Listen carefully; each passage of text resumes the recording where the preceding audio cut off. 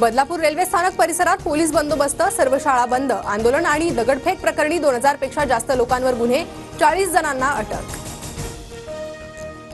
बदलापुरातील अत्याचार प्रकरणातील आरोपी अक्षय शिंदेची पोलीस कोठडी आज संपणार, व्हिडिओ कॉन्फरन्सिंगद्वारे आरोपीला कोर्टात हजर करणार।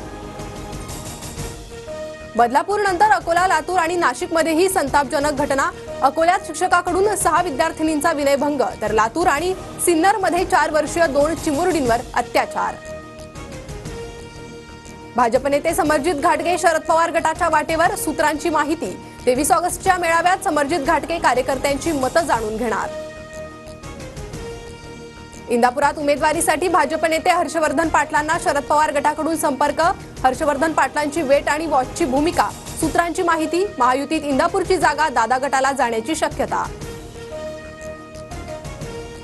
शिवाजीराव भोसले बँकेच्या गैरव्यवहार प्रकरणी पुण्यात मंगलदास बांदल यांना ईडीकडून अटक, बांदल यांना मुंबई कोर्टात हजर केलं जाणार। घरी 5,60,00,000 आढळल्याची माहिती।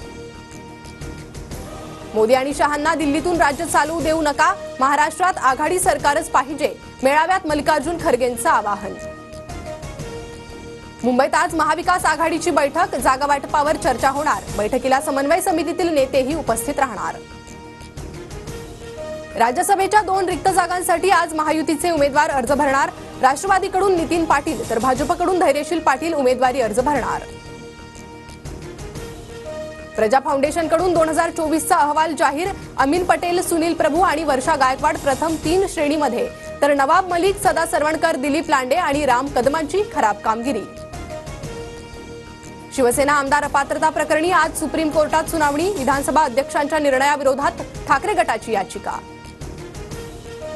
बांगलादेशातील हिंदूंवरील अत्याचाराविरोधात अहमदनगरच्या राहतामध्ये सकल हिंदू समाजाचा मोर्चा, व्यावसायिकांचे सर्व व्यवहार बंद। 25 तारखेची परीक्षा होणार, गट अ आणि गट ब ची जाहिरात 2 दिवसात प्रसिद्ध करणार, आयोगाकडून स्पष्ट, तर 258 पदांसह महाराष्ट्र कृषी सेवेची परीक्षा घ्या किंवा 25 तारखेची परीक्षा पुढे ढकला, विद्यार्थ्यांची मागणी।